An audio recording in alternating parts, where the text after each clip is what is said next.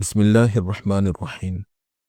اللہ رب العالمین نے ہمیں دین اسلام کی نعمت عطا فرمائی ہے، اور دین ایک کامل اور مکمل دین ہے جس میں سے نہ اب کسی چیز کو گھٹایا جا سکتا ہے اور نہ ہی اس کے اندر کسی چیز کو بڑھایا جا سکتا ہے کہ اضافہ کر کے اس کو دین میں شامل کر لیا جائے۔ جو دین اللہ نے اپنے رسول صلی اللہ علیہ وسلم کو دیا اور اللہ کے رسول صلی اللہ علیہ وآلہ وسلم نے اپنے صحابہ کو دیا اور صحابہ نے امت تک پہنچایا، وہی دین اسلام ہے۔ اور جو چیزیں دین کی اصولیات اور دین کی بنیادیں ہیں، ان میں سے کسی ایک کا بھی انکار کر دینا یا ایسی تعویل کرنا کہ جس سے اس کا اصل معنی اور مقصد فوت ہو جائے، یہ سراسر ضلالت، کفر اور گمراہی کی طرف لے کر جانے والا ہے۔ آج ہم آپ کے سامنے تاریخ اسلام کے جہاں بہت سے فرقے بہت سے انداز میں مختلف طریقوں سے اسلام پر حملہ آور ہوئے اور اسلام کی جڑوں کو کھوکھلا کرنے کی کوشش کرتے رہے، انہی میں سے ایک فرقے اور ایک گروہ کا تذکرہ کرنے جا رہے ہیں جنہوں نے دین کے ایک بنیادی ماخذ یعنی احادیث نبویہ علیہ الصلاۃ والسلام پر اپنی تمام قوتیں اور تمام توانائیاں صرف کر دی اور اس چیز پر اپنی زندگی لگا دی کہ کسی طرح سے اللہ کے رسول صلی اللہ علیہ وسلم کی احادیث مسلمانوں کی نظروں میں ناقابل اعتماد ٹھہرے۔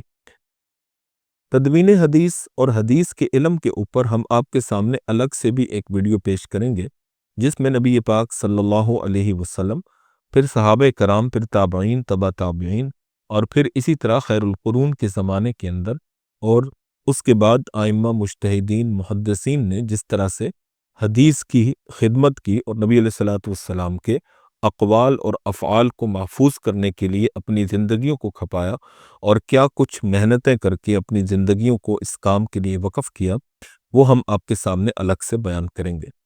فی الحال ہم فرقہ پرویزیہ یا جن کو عرف عام میں منکرین حدیث کہا جاتا ہے، ان کا تذکرہ لے کر حاضر خدمت ہوئے ہیں۔ فتنہ انکار حدیث کی پیشن گوئی خود نبی اکرم صلی اللہ علیہ وسلم پہلے ہی دے چکے تھے۔ چنانچہ مشکات کی ایک روایت ہے جس کے اندر اللہ کے رسول صلی اللہ علیہ وسلم فرماتے ہیں، الا یوشک رجل شبعان علی اریکتہ یقول علیکم بہذا القرآن فما وجدتم فیہ من حلال فاحلوہ وما وجدتم فیہ من حرام فحرموہ، جس کا ترجمہ یہ ہے کہ قریب ہے کہ ایک امیر آدمی اپنے صوفہ پر بیٹھے یہ کہے گا کہ تمہیں قرآن کافی ہے، تم اس میں جو حلال پاؤ اسے حلال سمجھو اور جس چیز کو حرام پاؤ اسے حرام کہو۔ اس سے پہلے کہ ہم فتنہ انکار حدیث پر اور اس کے بانیان اور ان کے مذہبی عقائد کے اوپر روشنی ڈالیں، سب سے پہلے انکار حدیث کی وجوہات کو ہم سمجھ لیتے ہیں۔ انکار حدیث کی اصل وجہ یہ ہے کہ قرآن ایک اصولی اور کلی کتاب ہے جس میں اختصار اور اجمال ہے۔ اس میں اپنے مطلب کی تعویل ہو سکتی ہے جبکہ احادیث میں تفصیل ہونے کی وجہ سے تعویل نہیں ہو سکتی۔ دوسری وجہ، اور قرآن کی تعویل کر کے منکرین حدیث اپنی خواہش نفس پر عمل کر سکتے ہیں جبکہ احادیث نبویہ صلی اللہ علیہ وسلم ان شہوات پر عمل کرنے میں قدم قدم پر مزاحمت کرتی ہیں۔ اسی طرح قرآن میں تعویل کر کے وہ اپنے آزادی اور دل کے تقاضے پر عمل کر سکتے ہیں۔ مثلا نماز کی مثال ہے کہ سردی کے ایام میں صبح نرم بستروں کو چھوڑ کر مسجد جانا یہ طبیعت پر بوجھ لگتا تھا، اس لیے انہوں نے کہا کہ نماز سے مراد دعا ہی ہے، یا اسی طرح ہے کہ اس کی کوئی اور تعویل کر لی جائے۔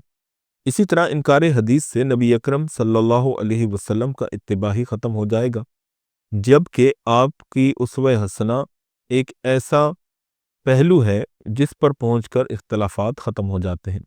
احادیث سے امت میں اتحاد پیدا ہوتا ہے جو مسلمانوں کی اصل قوت ہے۔ جب حدیث کا انکار کر دیا جائے گا تو اب ہر ایک اپنے طور سے قرآن میں تعویل کرے گا اور امت میں انتشار ہی انتشار ہوگا، اور یہی کام دشمنان اسلام چاہتے بھی ہیں۔ اسی طرح انکار حدیث کے ضمن میں نبی اکرم صلی اللہ علیہ وسلم کی ذات کے ساتھ تمسخر اور مذاق بھی ہے کہ آپ کے اقوال و افعال ہمارے لیے حجت نہیں ہے کہ ہم نبی کو چلو مان لیں گے مگر آپ کی کسی بات کو ماننے کے لیے تیار نہیں۔ یہ بات کسی شیطان کو خوش کرنے والی ہے، کم از کم کسی مومن کے اندر تو یہ بات نہیں پائی جا سکتی۔ اسی طرح انکار حدیث والے جب انہوں نے حدیث کا انکار کیا اور عقل کو مختار کل سمجھا تو اللہ نے ان کی عقل کے فہم کو چھین لیا۔ یہی بات آج سے 1400 سال پہلے حضرت عمر رضی اللہ تعالیٰ عنہ کے قول سے ملتی ہے۔ حضرت عمر رضی اللہ تعالیٰ عنہ فرماتے ہیں کہ عقل کی اتباع کرنے والے حدیث کے دشمن ہوا کرتے ہیں۔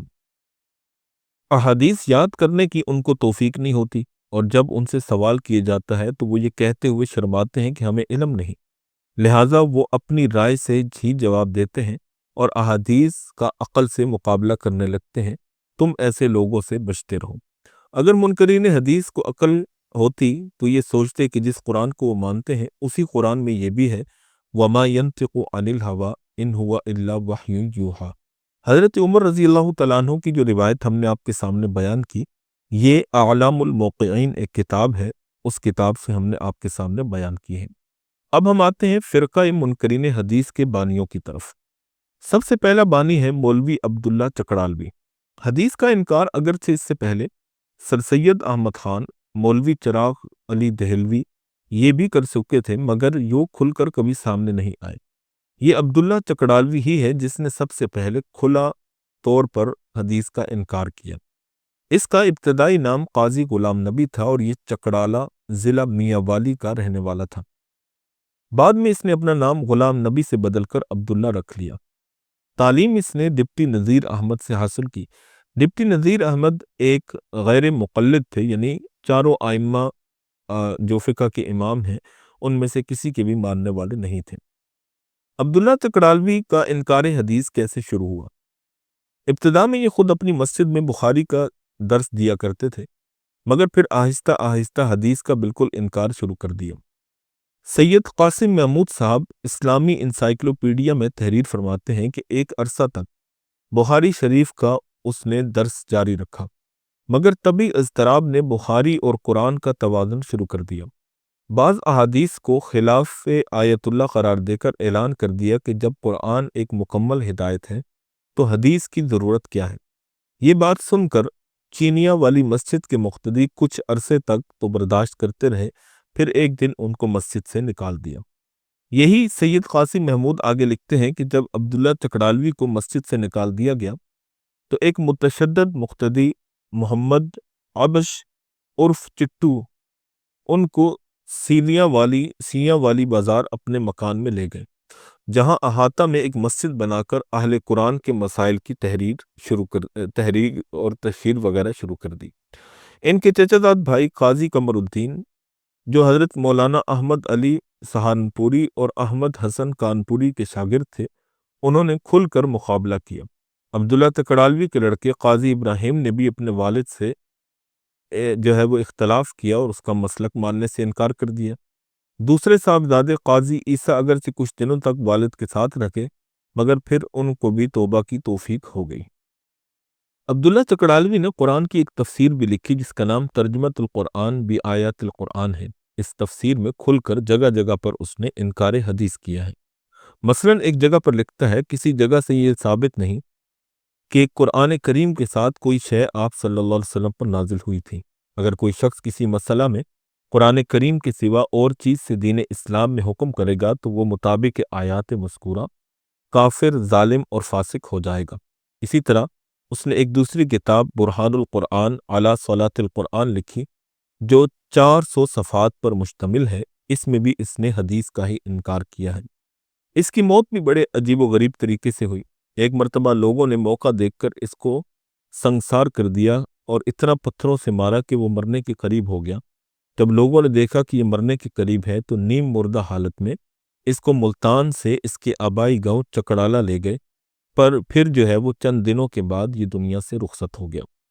فتنہ انکار حدیث کو جدیدیت کے رنگ میں رنگنے والا اور اس دور میں اس کو ایک نئی روح پھونک کر دینے والا آدمی، اس کا نام غلام احمد پرویز ہے۔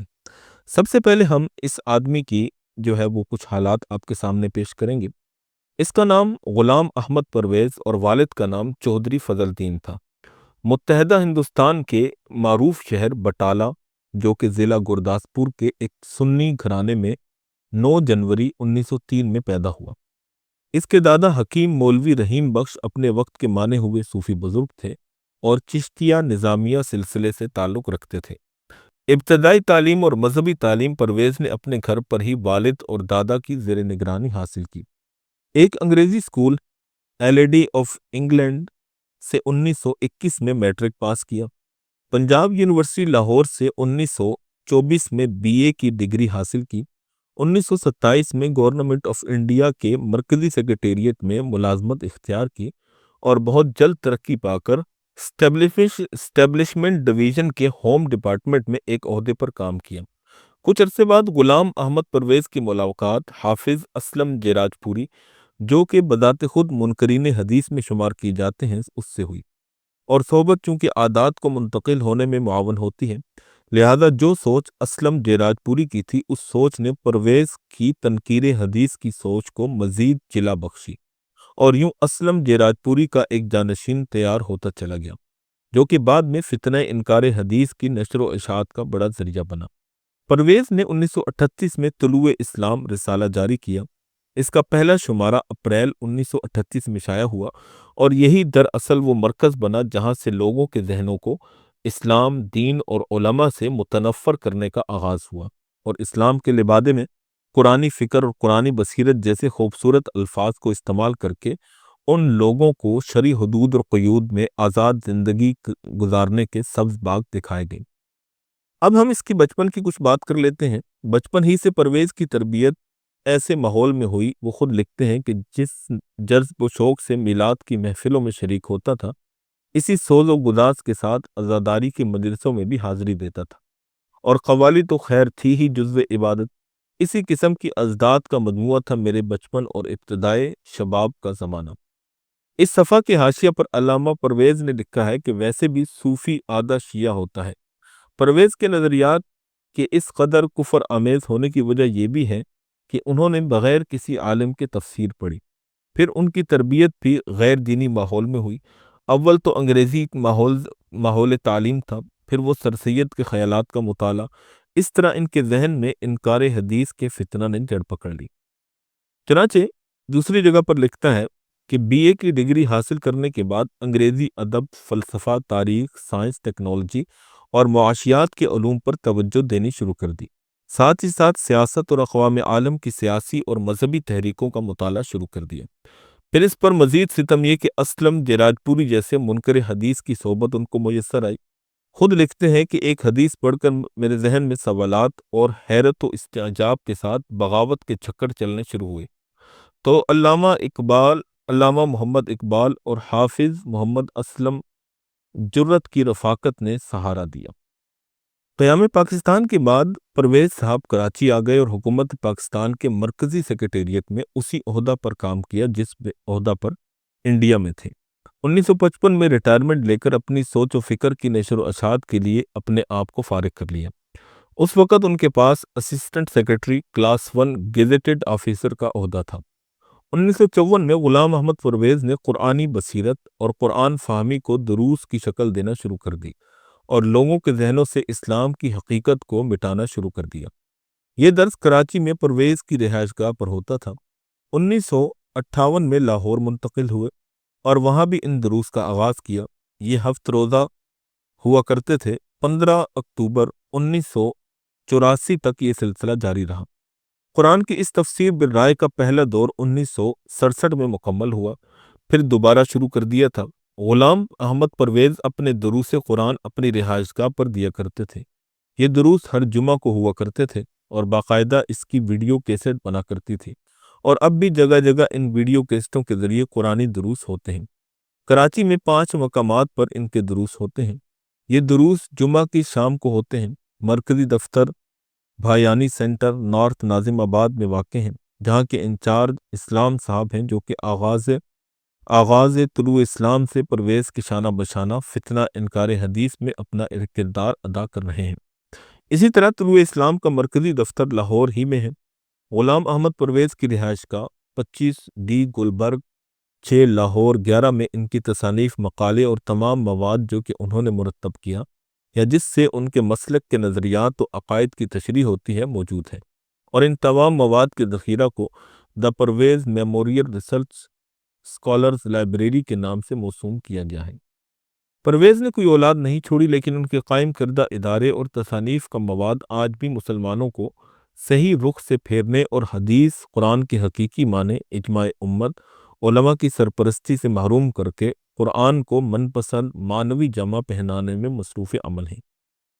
اس میں طلوع اسلام کی بزمیں جہاں ہفت روزہ درس ہوتے ہیں، مجلہ طلوع اسلام، ماہانہ ادارہ طلوع اسلام، the Quran, the Parvez memorial research education society, the Quranic research centre, scholar library, video اور آڈیو کیسٹیں، قرآنی دروس، پمفلٹ اور ان کی تصانیف شامل ہیں۔ 1938 میں پرویز نے اپنے مقاصد کے اشاعت کے لیے رسالہ کا سہارا لیا اور الفاظ کا خوبصورت جامہ پہنا کر اپنے مقاصد کو چھپا لیا۔ محدثین کی سالوں کی شبانہ روز محنت سے مرتب کیے گئے خزینہ احادیث کو پرویز نے ایرانی اثرات اور جھوٹی روایات سے تعبیر کیا، دین میں انحراف پیدا کرنے کی کوشش کی اور اس کو نشاط ثانیہ جیسا خوبصورت نام دیا۔ عوام الناس کو علماء کی سرپرستی سے محروم کر کے ان کو آزاد زندگی کے سب باغ دکھائیں، جس میں ہوائے نفسانی کا جامع الفاظ قرآن کو پہنا کر نیا دین پیش کیا گیا۔ ادارہ طلوع اسلام کے قیام کے چیدہ وہ مقاصد یہ تھے: دین خالص کو ہزار سالہ روایتوں، درایتوں اور ایرانی اثرات کی دبیز تہوں سے نکالا جائے، اور اسی طرح قرآن کو اس کی اصلی شکل میں پیش کیا جائے، اور اسی مقصد کے پیش نظر اس رسالہ کا نام علامہ اقبال نے طلوع اسلام تجویز کیا تھا۔ اسلام کی نشاط ثانیہ کے لیے ماحول سازگار بنایا جائے۔ مذہبی پیشوائیت کی طرف سے جو بے بنیاد اور گمراہ کن پروپیگنڈا تصور پاکستان اور بانی پاکستان کے بارے میں پیش کیا جا رہا تھا، اس کا مدلل اور مؤثر جواب دیا جائے۔ پرویز نے حدیث کی تکذیب کرتے ہوئے اپنی سوچ اور سمجھ سے قرآن کی تفسیر کی۔ عقل حیران ہے کہ صاحب کتاب مفہوم کتاب کو زیادہ صحیح سمجھ سکتا ہے، یا 14ویں صدی کا ایک لغات قرآن سے بھی نابلد شخص یہ دعویٰ کرے کہ انہیں قرآن تو کچھ اور کہتا ہے، مزید لکھتا ہے۔ میں اپنی بصیرت کے مطابق قرآنی فکر پیش کرتا ہوں۔ آپ کے لیے ضروری ہے کہ آپ از خود قرآن کریم پر غور و فکر کے بعد فیصلہ کریں کہ میری فکر صحیح ہے یا نہیں ہے۔ ہم نے آپ کے سامنے اس کے ذکر میں علامہ اقبال کا بھی ذکر کیا ہے۔ تو علامہ اقبال چونکہ ایک دیندار آدمی تھے، تو اس نے چونکہ طلوع اسلام اور اسلام کی اسلامی تعلیمات اور قرآن کی احیا کی بات کی ہوگی، تو عین ممکن ہے کہ علامہ محمد اقبال رحمہ اللہ اس کے بے بنیاد اور جھوٹے پروپیگنڈے میں آ گئے ہوں اور انہیں اس کی حقیقت کا پتہ نہ چل سکا ہو۔ چنانچہ اب ہم آپ کے سامنے پرویزیوں یا منکرین حدیث کے عقائد کو اجمالی طور پر آپ کے سامنے بیان کریں گے۔ چنانچہ ان کا پہلا عقیدہ ہے کہ حدیث ایک عجمی سازش ہے۔ اسی طرح دوسرا عقیدہ ہے کہ آج جو اسلام دنیا میں رائج ہے، اس کا قرآنی دین سے کوئی تعلق نہیں ہے۔ تیسرا، قرآن مجید میں جہاں پر بھی اللہ اور اس کو رسول کا نام آیا ہے، اس سے مراد مرکز ملت ہے۔ چوتھا، اور جہاں پر اللہ اور اس کے رسول کی اطاعت کا ذکر ہے، اس سے مراد مرکزی حکومت کی اطاعت ہے۔ پانچواں، قرآن میں اطیع اللہ و اطیع الرسول و اولی الامر منکم میں اولی الامر سے مراد افسران ماتحت ہیں۔ چھٹا عقیدہ یہ ہے کہ رسول کا کام صرف اتنا تھا کہ وہ اللہ کا قانون انسانوں تک پہنچا دیں۔ ساتواں، آپ صلی اللہ علیہ وسلم کی وفات کے بعد آپ کی اطاعت نہیں ہوگی، اطاعت زندوں کی جاتی ہے۔ آٹھواں، ختم نبوت کا مطلب یہ ہے کہ اب انسانوں کو اپنا معاملات خود ہی حل کرنے ہوں گے۔ نویں نمبر پر مرکز ملت کو اختیار ہے کہ وہ عبادات، نماز، روزہ، معاملات وغیرہ میں سے جس چیز کا دل چاہے بدل دے۔ 10ویں نمبر پر اللہ تعالیٰ کا معاذ اللہ کوئی خارج میں وجود نہیں ہے، بلکہ اللہ ان صفات کا نام ہے جو انسان اپنے اندر تصور کرتا ہے۔ 11واں عقیدہ ہے کہ آخرت سے مراد مستقبل ہے۔ 12واں عقیدہ ہے کہ آدم علیہ السلام کا کوئی وجود نہیں، یہ تو نام ہے نوع انسانی کا۔ 13واں عقیدہ یہ ہے کہ آپ کا قرآن مجید کے سوا کوئی اور معجزہ نہیں ہے، یعنی اللہ کے رسول صلی اللہ علیہ وسلم کا۔ 14واں عقیدہ یہ ہے کہ نماز مجوسیوں سے لی ہوئی ہے۔ قرآن نے نماز پڑھنے کے لیے نہیں کہا، بلکہ قیام صلات یعنی نماز کے نظام کو قائم کرنے کا حکم دیا ہے۔ مطلب یہ ہے کہ معاشرے کو ان بنیادوں پر قائم کرنا چاہیے جن سے اللہ کی ربوبیت کی عمارت قائم ہو جائے۔ 15واں عقیدہ یہ ہے کہ آپ صلی اللہ علیہ وسلم کے زمانے میں نماز 2 وقت تھی، یعنی فجر اور عشاء۔ 16واں عقیدہ یہ ہے کہ زکوٰۃ اس ٹیکس کا نام ہے جو اسلامی حکومت لیتی ہے۔ 17واں عقیدہ یہ ہے کہ آج کل زکوٰۃ نہیں ہے کیونکہ ٹیکس ادا کر دیا جاتا ہے، تو اب زکوٰۃ واجب نہیں ہے۔ 18واں عقیدہ یہ ہے کہ حج نام ہے عالم اسلام کی عالمی کانفرنس کا۔ اور 19واں عقیدہ یہ ہے کہ قربانی تو صرف عالمی کانفرنس میں شرکا کو کھلانے کے لیے تھی، باقی تو قربانی کا حکم کہیں نہیں ہے۔ باقی جو حرام کی فہرستیں ہیں وہ سب انسانوں کی اپنی بنائی ہوئی ہیں۔ قرآن کی روح سے سارے مسلمان کافر ہوتے، موجودہ زمانے کے مسلمان برہمن و سماجی مسلمان ہیں۔ اسی طرح 21واں عقیدہ یہ ہے کہ صرف 4 چیزیں حرام ہیں: بہتا ہوا خون، خنزیر کا خون اور خنزیر کا گوشت، غیر اللہ کے نام کی نظر و نیاز، اور اسی طرح مردار وغیرہ۔ اور 22واں عقیدہ یہ ہے کہ جنت اور جہنم کی بھی کوئی حقیقت نہیں، جو صرف انسانی ذات کی کیفیات ہیں، یہ اسی کے نام ہیں۔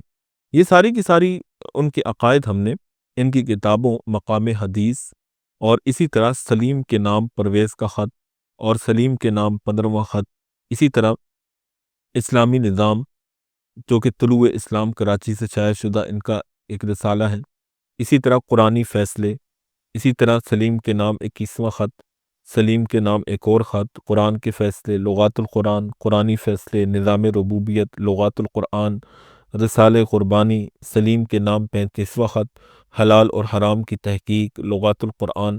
ان ساری کتابوں کے اندر مختلف طور پر ان کے یہ عقائد اور نظریات مذکور ہیں، جو اختصار کے ساتھ ہم نے آپ کے سامنے بیان کر دیے ہیں۔ امید ہے کہ فرقہ پرویزیہ یا انکار حدیث کے متعلق آپ کو سن کر بہت کچھ نیا سیکھنے اور جاننے کو ملا ہوگا اور آپ کے علم میں اضافہ بھی ہوا ہوگا۔ اگر آپ کو ہماری یہ ویڈیو پسند آئی ہو تو ہمارے چینل کو سبسکرائب ضرور کر دیجئے گا اور اپنے دوست و احباب میں شیئر بھی کیجئے گا، اور کمنٹ سیکشن میں اپنی رائے کا اظہار بھی ضرور کر دیجئے گا۔ اللہ پاک جل شانہ ہمیں قرآن کے ساتھ، نبی پاک صلی اللہ علیہ وسلم کے فرامین اور آپ کی احادیث کے ساتھ جم کر کھڑے رہنے کی ایمان کے ساتھ توفیق عطا فرمائے۔ وآخر دعوانا ان الحمد للہ رب العالمین۔